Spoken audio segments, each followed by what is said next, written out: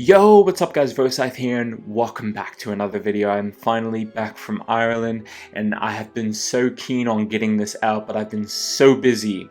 For those of you who follow the community tab on my YouTube channel, you already know what this conversation is going to be about, and I swear it's like the moment I plan on stepping away from Borderlands content for just one video. Randy Pitchford and Gearbox just keep dropping more bangers. They're like, nah son, we're gonna keep you in this. DLC for Borderlands 2. I never thought that I would be having a conversation with you guys over the microphone. Commander Lilith and the fight for Sanctuary. And I want to get into the little bit of detail that leaked when it comes to this upcoming, and when I say upcoming, this is rumored to be a few days from now. Like, Randy's gonna do another one of his, oh, by the way, this is out today at E3. I'm waiting for it. I totally believe it. It's just a Gearbox-esque thing to do. And what's crazy is when I officially got back off vacation, I remember when I got back to work, I'm just having a break, sitting on my phone. All of a sudden, it's like, yo, we got more information when it comes to this. And this is a leaked description. So I'm pulling this information from an article, which I will throw in the YouTube description. But I know that there was also a leak on Steam, and there's images floating around as well. So here's the description of what leaked. Return to the award-winning shooter-looter for a new adventure that sets the stage for the upcoming Borderlands 3. Sanctuary is under siege, the vault's map has been stolen, and toxic gas is poisoning Pandora. Fight new bosses, explore new zones, get new loot, including an entirely new tier beyond Legendary, which we'll talk about that here in a second, and join up with Lilith and the Crimson Raiders to take on a deranged villain hell-bent on ruling the planet. Returning players can pursue an increased level cap of 80, while newcomers can automatically boost to level 30 and dive straight into the action. And it closes off right there. Now, Destiny did this to get players back up to par, which I really like because Borderlands is a massive grind. But my biggest question is, who's this villain? Because they're saying take on a deranged villain. So that makes you think, is this the Calypso twins, or could this be someone else, just like a filler enemy? Now, this all kind of correlates with the ending of Borderlands the PreSequel. That present day scene when you were playing the game, of course, and they captured Athena. And I remember when they were about to kill Athena, it was intervened. And I'm not going to spoil who said it, but she more or less said to the Crimson Raiders, Morty, Brick, and everyone else, you guys are going to need as many Vault Hunters as you can get your hands on. Something crazy is about to go down, and obviously that could have been applied to, that quote specifically could have been applied to Borderlands 3 and everything that's about to go down with that, but I think that this relates to something that was incoming to Sanctuary, being that, you know, this happened when Athena was being questioned in Sanctuary. Really leads me to believe that that quote is being applied to something bad happening, and that horrible thing is really close to knocking at their doorstep. Now, I'm gonna post this image, and I know that this image has floated around more than one game, if I recall right. So it could easily be argued as something that shouldn't be seen as foreshadowing. But if we look here, it says Vault Hunters, and we see 6 circles. They almost look like tally marks, and then a cross going over 4 of them. Now, I know that somebody could easily argue that, you know, 4 and then a slash mark would make 5, but what I think this is a marker foreshadowing of Vault Hunter deaths. Now, if we look at Borderlands 2, we know that we obviously had 6 Vault Hunters. And this does piece together really well when you look at the Borderlands 3 trailers. We see Zero and Maya, but where's Gage? Where's Axton? Krieg? And my man Sal?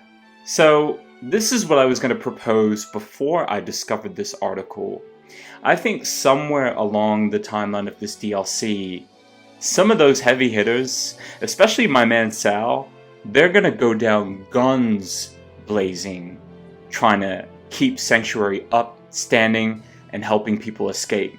More or less a heroic suicide stand. That final stand that really gets the Crimson Raiders up and out of harm's way. Which, if I had to compare it to something, this is New Haven 2.0. But this is the New Haven fan service that we are owed for not being able to experience in Borderlands 2. Because obviously you hear New Haven, New Haven, New Haven. It was absolutely wild, this and that. They completely just played the original Vault Hunters in saying that all of them together couldn't stand up to Wilhelm, which I thought that was poor writing. And I say that because at the same time they really do hype up Lilith, for example. Handsome Jack even goes as far as calling her the strongest siren on the planet, even though Lilith was one of the few people who sat there in awe when the Vault Hunters 2.0 took out Wilhelm. And obviously if this happens, and this is all just speculation, obviously they're going to have to use a heavy amount of cutscenes if they're going to let us use all of our Borderlands 2 Vault Hunters, which, I mean, based off what they're working with, the engine, what's already in the game, and the coding, I can't see it any other way. I mean, the title even says Borderlands 2 for the DLC, so I do think that this is going to be a DLC that we see added on into Borderlands 2. I don't think this is going to be a standalone. That's just my opinion.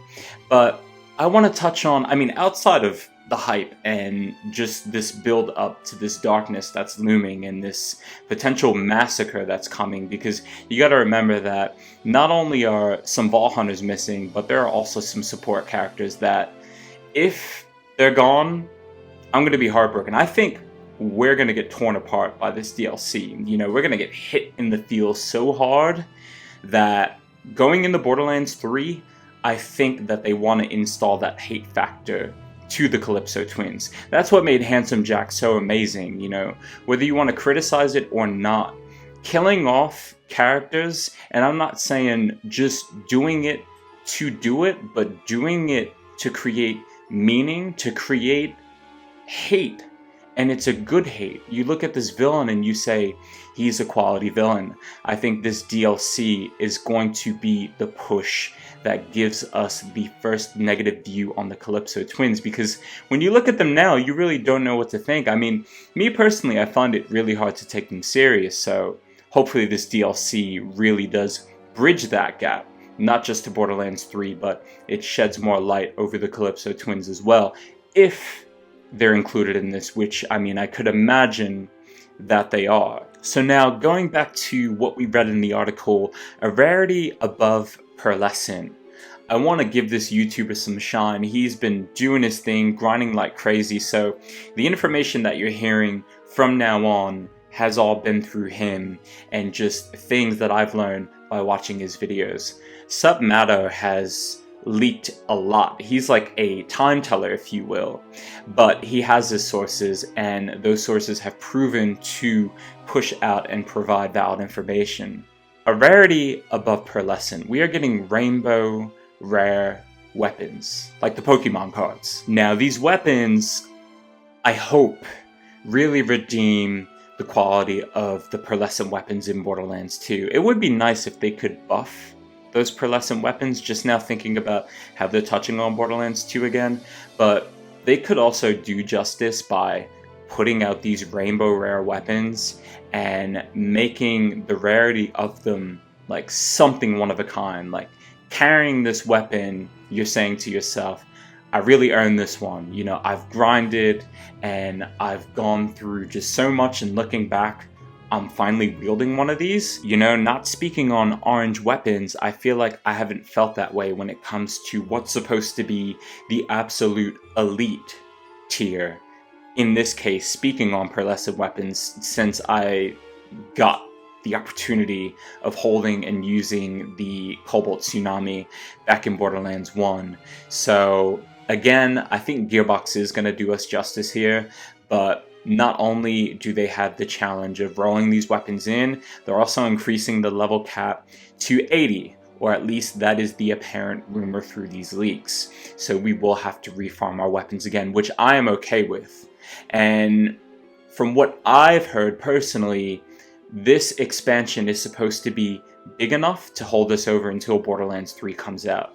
Guys, we're in June, so we still have July, August, and then September. I totally believe it. And then you throw in the fact that you know they're going to have that one surprise, the curveball, cough cough, raid boss.